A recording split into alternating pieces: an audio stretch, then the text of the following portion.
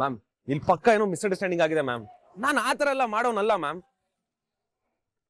ಏಯ್, ಕದ್ದೋನ್ ಯಾವತ್ತು ನಾನೇ ಕದ್ದೆ ಅಂತ ಹೇಳ್ಕೊಳಲ್ಲ. ಇವಾಗ ನೀನು ಅದನ್ನೇ ಮಾಡ್ತಾ ಇದೀಯಾ. ನೀನ್ ಅದನ್ನ ಡಿಫೆಂಡ್ ಮಾಡ್ಕೊಂಬೇಡ. ಸರ್ ಇಲ್ಲ ಸರ್, ನಾನು ಡಿಫೆಂಡ್ ಮಾಡ್ಕೊಳ್ತಾ ಇಲ್ಲ. ನಿಜವಾಗ್ಲೂ ಅಂತ ತಪ್ಪು ಮಾಡಿಲ್ಲ ಸರ್ ನಾನು.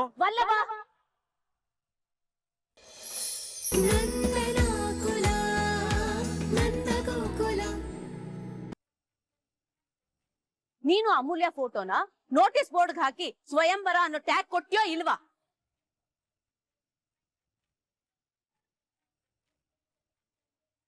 ಮ್ಯಾಮ್ ಇಲ್ಲಿ ಪಕ್ಕ ಏನೋ ಮಿಸ್ಅಂಡರ್ಸ್ಟ್ಯಾಂಡಿಂಗ್ ಆಗಿದೆ ಮ್ಯಾಮ್. ನಾನು ಆ ತರ ಎಲ್ಲ ಮಾಡೋನಲ್ಲ ಮ್ಯಾಮ್. ಏಯ್, ಕದ್ದೋನ್ ಯಾವತ್ತು ನಾನೇ ಕದ್ದೆ ಅಂತ ಹೇಳ್ಕೊಳಲ್ಲ. ಇವಾಗ ನೀನು ಅದನ್ನೇ ಮಾಡ್ತಾ ಇದೀಯಾ. ನೀನ್ ಅದನ್ನ ಡಿಫೆಂಡ್ ಮಾಡ್ಕೊಂಬೇಡ. ಸರ್ ಇಲ್ಲ ಸರ್, ನಾನು ಡಿಫೆಂಡ್ ಮಾಡ್ಕೊಳ್ತಾ ಇಲ್ಲ. ನಿಜವಾಗ್ಲೂ ಅಂತ ತಪ್ಪು ಮಾಡಿಲ್ಲ ಸರ್ ನಾನು.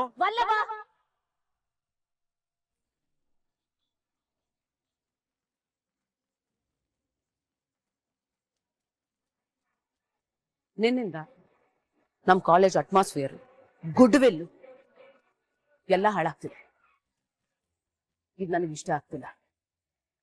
You suspend.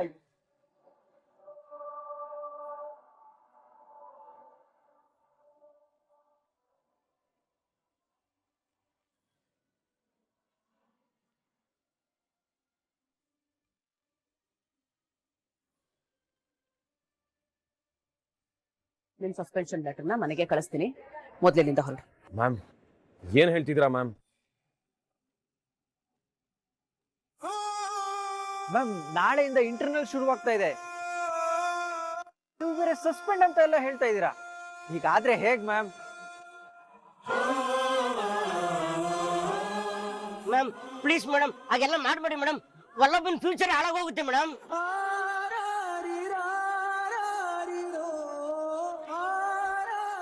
ಮ್ಯಾಮ್ ದಯವಿಟ್ಟು ನನ್ನ ಪರಿಸ್ಥಿತಿ ಅರ್ಥ ಮಾಡ್ಕೊಳ್ಳಿ ಮ್ಯಾಮ್. ಯಾವ್ದು ತಪ್ಪು ಮಾಡದೆ ಸಸ್ಪೆಂಡ್ ಅಂದ್ರೆ ಹಿಂಗ್ ಒಪ್ಕೊಳಕಾಗುತ್ತೆ ಮ್ಯಾಮ್? ನೋಡು ವಲ್ಲಭ, ನೀನ್ ಏನೇ ಮಾತಾಡದಿದ್ರು ನಿಮ್ಮ ಅಪ್ಪ ಅಮ್ಮನ್ ಕರ್ಕೊಂಬಂದು ನಾಳೆ ಮಾತಾಡು. ಅಂಡರ್ಸ್ಟ್ಯಾಂಡ್?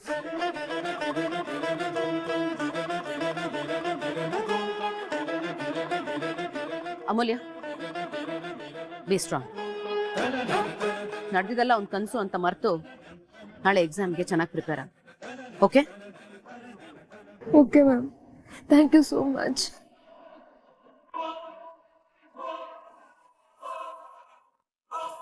ಶಿವಾನಿ, ಏನ್ ಎಲ್ಲ ಮಕ್ಕ ನೋಡ್ಕೊಂಡು ನಿಂತ್ಬಿಟ್ರಿ? ಎಲ್ರು ಹೊರಡಿ ಹೊರಡಿ. ಏನಪ್ಪ ಜನರಲ್ ಸೆಕ್ರೆಟರಿ, ಕಾಲೇಜಿಗೆ ಬಂದ್ಬಿಟ್ಟು ದಾದಾಗಿರಿ ಮಾಡ್ತೀಯಾ? ಓದೋದ್ ಕಡೆನೂ ಸ್ವಲ್ಪ ಗಮನ ಕೊಟ್ಟಿದ್ರೆ ಎಲ್ರ ತರ ನೀನು ಎಕ್ಸಾಮ್ ಬರೀಬೋದಾಗಿತ್ತು. ಈಗ ಮನೆಗೆ ಹೋಗ್ಬಿಟ್ಟು ದಾದಾಗಿರಿ ಮಾಡ್ಕೊಂಡಿರು. ಸರ್ ಅದೇನು ಅಂದ್ರೆ, ನೋಡು, ನೀನ್ ಏನೇ ಮಾತಾಡೋದಿದ್ರು ನಿಮ್ಮ ಅಪ್ಪ ಅಮ್ಮನ ಕರ್ಕೊಂಡ್ ಬಂದ್ಬಿಟ್ಟು ಆಮೇಲೆ ಮಾತಾಡು.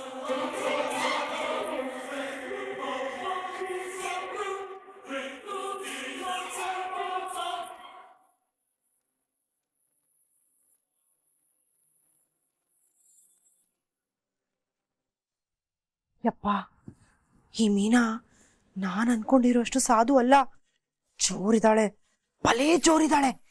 ಇಷ್ಟಕ್ಕೂ ಈ ಅಮ್ಮ ಯಾಕೆ ಅವಳ ಹತ್ರ ಹೋಗಿ ನನ್ ಬಗ್ಗೆ ಮಾತಾಡಿದ್ರು?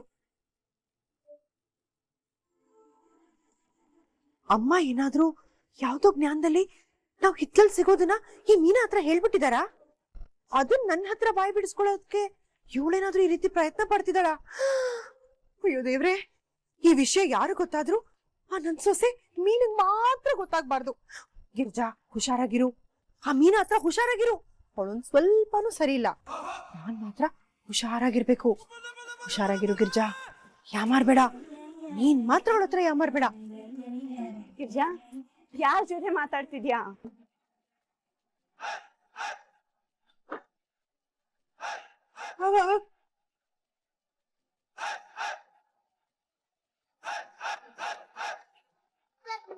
ಅಯ್ಯೋ ಅಮ್ಮ, ಅದ್ಕೆ ನೀವ್ ಯಾಕೆ ಇಲ್ಲಿಗೆ ಬರಕ್ ಹೋದ್ರಿ? ಇದೇನ್ ಗಿರಿಜಾ, ಯಾವಾಗ್ಲೂ ಬಾರ್ಸುವಂಗೆ ನಾವು ಗಂಟೆ ಬಾರಿಸ್ತೀವಿ, ಅದಕ್ಕೆ ನೀನ್ ಪ್ರತಿಕ್ರಿಯಿಸ್ದೆ. ಆಸೆಯಿಂದ ನಿನ್ ಹತ್ರ ಮಾತಾಡಕ್ ಬಂದ್ರೆ ಯಾವಾಗ ಬಂದ್ರಿ ಅಂತ ಕೇಳದ್ ಬಿಟ್ಟು ಯಾಕೆ ಬಂದ್ರಿ ಅಂತ ಹೇಳ್ತಾ ಇದೀಯಲ್ಲ. ಏನಮ್ಮ ಹೇಳ್ತಾ ಇದ್ಯಾ? ನಾನು ನಿಮ್ಮನ್ನ ಕರೆದ್ನ? ಯಾವಾಗ? ಗಿರ್ಜಾ, ಈಗ ಸ್ವಲ್ಪ ಹೊತ್ತು ಮುಂಚೆ ಗಂಟೆ ಹೊಡೆದಿಯಲ್ಲ, ಅದಕ್ಕೆ ಬಂದ್ವಿ. ಇಲ್ಲ ಅದ್ಗೆ, ನಾನ್ ಗಂಟೆ ಹೊಡೆದೇ ಇಲ್ಲ. ನೀನ್ ಗಂಟೆ ಹೊಡೆದಿಲ್ಲ ಅಂದ್ರೆ ಮತ್ತಿನ್ಯಾರು ಹೊಡೆದ್ರು? ಹಾ, ಆ ಮೀನಾ ಏನಾದ್ರೂ ಈ ಕೆಲ್ಸ ಮಾಡಿರ್ಬೋದಾ?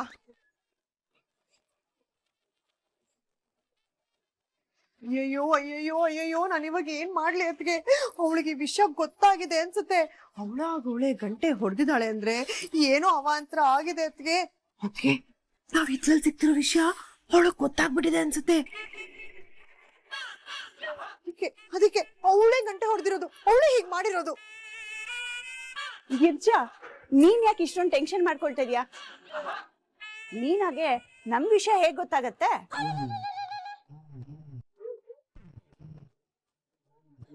ಆಹಾ, ನನ್ಗೆ ಯಾಕೋ ಇವ್ರ ಮೇಲೆ ಅನುಮಾನ ಅತ್ಗೆ. ಹುಡುಗಿ ನನ್ನತ್ತ ಚೆನ್ನಾಗಿ ಮಾತಾಡ್ತಾಳೆ ಅಂತ ವಿಷಯ ಏನಾದ್ರೂ ಹೇಳ್ಬಿಟ್ಟಿದಾರ? ಹೇಳಮ್ಮ. ಇಲ್ಲ ಗಿರ್ಜಾ, ನಾನ್ ಯಾಕೆ ಅವಳ ಹತ್ರ ಹೇಳಿ? ನನ್ನ ಅಣೆಗೂ ನಾನು ಹೇಳಿಲ್ಲಪ್ಪ. ನಾವ್ ಗಂಟೆ ಬಾರಿಸಿದಾಗ ಬಹುಶಃ ಅವಳು ಅಡ್ಗೆ ಮನೇಲಿ ಇದ್ಲು ಅನ್ಸತ್ತೆ. ಗಂಟೆ ಸದ್ ಕೇಳಿ ಅವಳು ಹಗ್ಗ ಎಳ್ದಿರ್ಬೋದು. ಹಾ, ಇರ್ಬೋದು. ಇರ್ಬೋದು. ನೀನ್ ಅವಳ ಕರೆದು ಮಾತಾಡ್ದಿ ಅಂತಲ್ಲ, ಯಾಕಮ್ಮ ಕರೆದೆ? ಸುಮ್ನೆ ಕಣೆ, ಕಷ್ಟ ಸುಖ ಮಾತಾಡೋಣ ಅಂತ ಕರೆದೆ. ಆಹಾ, ಏನಮ್ಮ ಕಷ್ಟ ಸುಖ ಮಾತಾಡಕ್ಕೆ ನಾನು ಅತ್ತಿಗೆ ಇಲ್ವಾ ನಿನ್ಗೆ? ಅವಳ ಸಹವಾಸ ಯಾಕಮ್ಮ ಮಾಡ್ದೆ? ಅಯ್ಯೋ ದೇವ್ರೆ, ಹೀಗೇನಾದ್ರೂ ಆ ಮೀನಾ ಬಂದು ನಾವ್ 3 ಜನ ಈ ರೀತಿ ಹಿತ್ಲಲ್ಲಿ ಸಿಕ್ಕಿರೋದು ನೋಡಿದ್ರೆ ಅಷ್ಟೇ, ಮುಗಿದೋಯ್ತು ಕತೆ. ಅತ್ತೆ, ನಿಮ್ ಹೆತ್ತ ತಾಯಿನ ನೀವ್ಯಾಕತ್ತೆ ಈ ರೀತಿ ಹಿತ್ಲಲ್ಲಿ ಮಾತಾಡಿಸ್ತಾ ಇದ್ದೀರಾ? ನಾನಿದ್ದೀನಲ್ಲ ಅತ್ತೆ, ಮೀನಾ 2 ಸಂಸಾರನ ಸರಿ ಮಾಡ್ಬಿಡ್ತೀನಿ, ಹಾಗೆ ಹೀಗೆ ಅಂತ ಹತ್ರ ಹೋಗಿ ದೊಡ್ಡ ಧೈರ್ಯವಂತ ತರ ಎಲ್ಲ ಹೇಳ್ಬಿಡ್ತಾರೆ. ಅಲ್ಲಿಗೆ ನಾನು ನೀನು ಈ ರೀತಿ ಮಾತಾಡೋದು ಇನ್ಯಾವತ್ತಿಗೂ ಆಗೋದೇ ಇಲ್ವಲ್ಲ ಅತ್ತಿಗೆ. ಅತ್ತೆ,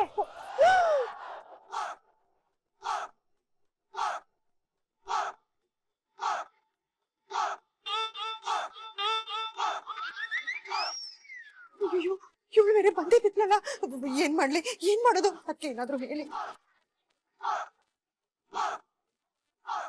ಅಮ್ಮ, ಅದಕ್ಕೆ ಬನ್ನಿ ಇಲ್ಲಿ.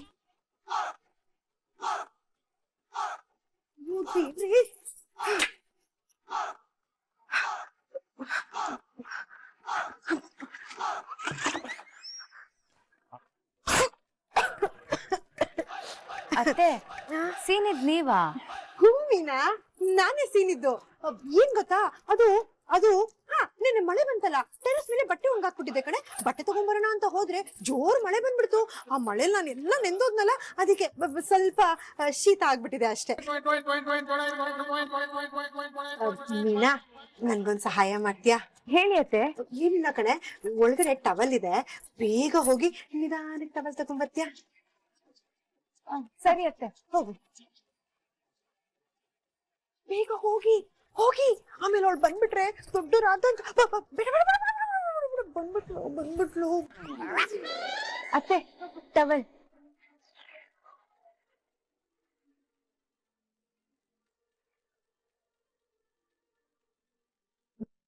ನನ್ಗಿನ್ನೊಂದು ಸಹಾಯ ಮಾಡ್ತೀಯಾ? ತುಂಬಾ ಬಾಯಾರಿಕೆ ಆಗ್ತಾ ಇದೆ ಕಣೆ, ನೀರ್ ಕುಡಿಬೇಕು ಅನ್ನಿಸ್ತಿದೆ. ಅಡಿಗೆ ಮನೇಲಿ ಬೇಗ ಹೋಗಿ ನಿಧಾನಕ್ಕೆ ನೀರ್ ತರ್ತೀಯಾ? ಯೋಚನೆ ಮಾಡ್ತೀಯಲ್ಲ, ಹೋಗು ಬೇಗ. ಸರಿ ಅತ್ತೆ. ಬೇಗ ಹೋಗೆ. ಅಮ್ಮ, ಬೇಗ ಬನ್ನಿ, ಬೇಗ ಹೋಗಿ. ಗಿರ್ಜಾ, ಒಂದ್ ವಿಚಾರ ಹೇಳ್ದೆ ಮರ್ತು ಬಿಟ್ಟೆ ಕಣೆ. ಏನಮ್ಮ? ಹೋದ್ಸಲ ಬಂದಾಗ ನಿಮ್ ಅಂಗಡಿನಲ್ಲಿ ಎಣ್ಣೆ ಸಿಗುತ್ತೆ ಅಂತ ಹೇಳಿದ್ಯಲ್ಲ, ಅದನ್ನ ಹಚ್ಕೊಂಡ್ರೆ ಮಂಡಿ ಎಲ್ಲ ಕಡಿಮೆ ಆಗುತ್ತೆ ಅಂತ ಹೇಳಿದ್ಯಲ್ಲ, ಅದನ್ನ ಸ್ವಲ್ಪ ತರಿಸ್ಕೊಡೆ. ಅಯ್ಯೋ, ತರಿಸ್ಕೊಡ್ತೀನಿ, ಹೋಗಮ್ಮ. ಅದಕ್ಕೆ ಕರ್ಕೊಂಡು ಹೋಗಿ. ಅದಕ್ಕೆ ಅಯ್ಯೋ ಅತ್ತೆ.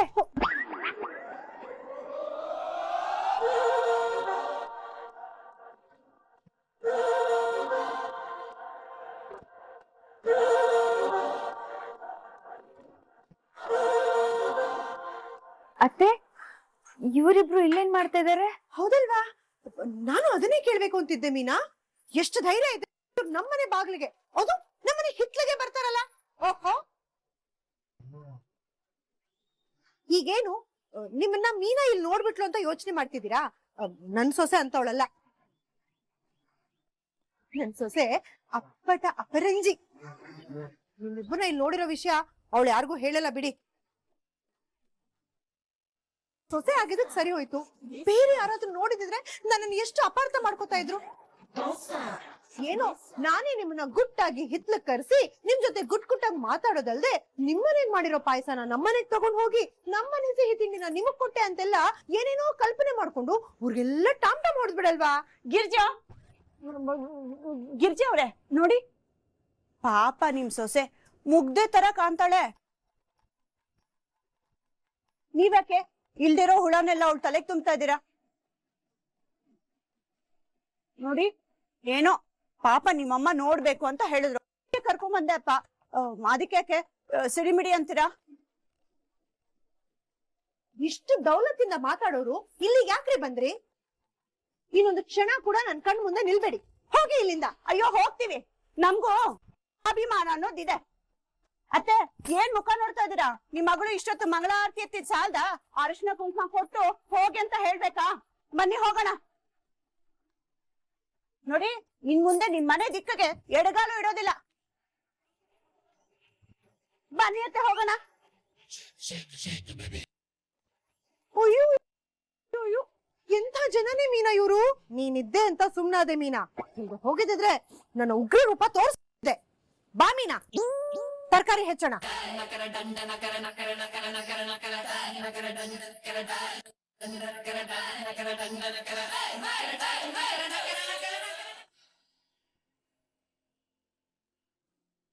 ಯಾಕೆ ಕಲಾ ಒಬ್ಬೊಬ್ಬಳೆ ನಗ್ತಾ ಇದೀಯಾ? ಸಂತೋಷ ಸುದ್ದಿ ನನಗೂ ಹೇಳಿದ್ರೆ ನಾನ್ ಸಂತೋಷ ಪಡೋಲ್ವಾ? ಏನು ಇಲ್ಲ ಅತ್ತೆ, ಗಿರ್ಜಾ ಸೊಸೆ ಇದ್ದಾಳಲ್ಲ, ಅವಳನ್ನ ನೆನ್ಸ್ಕೊಂಡು ನಗು ಬಂತು ಅಷ್ಟೇ. ಹೌದು ಕಣೆ, ಎಷ್ಟು ಚೂಟಿ ಇದ್ದಾಳಲ್ಲ ಅವಳು. ಹೌದು ಅತ್ತೆ, ತುಂಬಾ ಚೂಟಿ ಇದ್ದಾಳೆ. ಸ್ವಲ್ಪ ಯಾಮಾರಿದ್ರು ನಾವಿಬ್ರು ಸಿಕ್ಕಾಕೊಂಡ್ಬಿಡ್ತಿದ್ವಿ ಅಷ್ಟೇ. ಮೀನಿನ ಬಗ್ಗೆ ಒಂದ್ ವಿಷಯ ಗಮನಿಸಿದ್ರ ನೀವು? ಅವ್ರ ಅತ್ತೆನ ಬಿಟ್ಟು ಆಚೀಚೆನೂ ಕದ್ದದಿಲ್ಲ ಅವಳು. ಅಲ್ಲ ಅತ್ತೆ, ನೀವು ಹೋಗಿ ಗಿಡಕ್ ನಾನೇ ನೀರ್ ಹಾಕ್ತೀನಿ, ರೆಸ್ಟ್ ಮಾಡಿ ಅಂದ್ರು. ಸೀನಿದ ತಕ್ಷಣ ಟವಲ್ ತಂದ್ಕೊಟ್ಲು. ಆಮೇಲೆ ನೀರ್ ತಂದ್ಕೊಡು ಅಂತ ಹೇಳಿದ ತಕ್ಷಣ ನೀರು ತಂದ್ಕೊಟ್ಲು. ಈಗಿನ ಕಾಲದಲ್ಲಿ ಇಂಥ ಸೊಸೆ ಎಲ್ ಸಿಗ್ತಾರೆ ಹೇಳಿ ಅತ್ತೆ? ಕೇಶವ ಮದ್ವೆಯಾಗಿ ಬಂದ ತಕ್ಷಣ ಮನ್ಸಲ್ಲಿ ಏನೋ ಒಂಥರ ಆತಂಕ, ಭಯ ಇತ್ತು. ಮನೆಗ್ ಬಂದಿರೋ ಸೊಸೆ ಹೇಗಿರ್ತಾಳೋ, ಮನೇನ್ ಹೇಗ್ ನಿಭಾಯಿಸ್ತಾಳೋ ಅಂತ. ಆದ್ರೆ ಇವತ್ತು ಆ ಆತಂಕ ದೂರ ಆಯ್ತು ನೋಡಿ. ಪ್ರತಿ ಮನೆಗೂ ಈ ತರದ ಹುಡುಗಿನೇ ಸೊಸೆ ಆಗಿ ಹೋದ್ರೆ ಆ ಮನೆ ನಿಜವಾಗ್ಲು ನಂದ ಗೋಕುಲ ಆಗ್ಬಿಡುತ್ತೆ ಅಷ್ಟೇ. ಮೂಕಲ, ಗಿರಿಜಾಗೆ ಅಂತ ಸೊಸೆ ಸಿಕ್ಕಿದ್ದು ಅದೃಷ್ಟ. ನಮ್ ಗಿರಿಜಾ 30 ವರ್ಷದಿಂದ ಅವ್ರ ಅಣ್ಣಂದಿರ್ ಕೊಡೋ ನೋವಿನಿಂದ ಕಣ್ಣೀರಲ್ಲೇ ಕೈ ತೊಳೆದ್ಲು. ಈಗೆಲ್ಲ ಅದ್ರ ಪ್ರತಿಯಾಗಿ ದೇವ್ರಿ ಇಂಥ ಸೊಸೆ ಕೊಟ್ಟಿದ್ದಾನೆ. ನನಗೂ ಈ ವಿಷಯದಲ್ಲಿ ತುಂಬಾ ನಿರಾಳವಾಯ್ತು ಕಲಾ. ಹೌದು ಅತ್ತೆ, ನಮ್ಮನೆಗೂ ಇಂಥ ಸೊಸೆನೆ ಸಿಗ್ಬೇಕು. ಆಗ ನಮ್ಮನೆ ಗಂಡಸರು ಬಾಯಿಗೆ ಬೀಗ ಹಾಕೊಂಡು ಸೊಸೆ ಹೇಳ್ದಂಗೆ ಕೇಳ್ತಾರೆ. ನಮ್ ಶ್ರೀಕಂಠ ಇದಾನಲ್ಲ, ಅವನಿಗೂ ಇಂಥ ಮುದ್ದಾದ ಚೂಟಿ ಹುಡುಗಿ ತರ್ಬೇಕು ಕಣೆ. ಬರೀ ಚೂಟಿ ಅಲ್ಲ, ಬುದ್ಧಿವಂತೆ, ಗುಣವಂತೆ, ಸಂಸ್ಕಾರವಂತೆ, ಚಿನುಕುರುಳಿ, ಎಲ್ಲಾ ಪದಗಳು ಹೋಲು ಅಂತ ಸೊಸೆ ಅವಳು. ಯಾರ ಬಗ್ಗೆ ಮಾತಾಡ್ತಾ ಇದ್ದೀರಾ? ಅದು ಇಷ್ಟೊಂದು ಹೊಗಳ್ಕೊಂಡು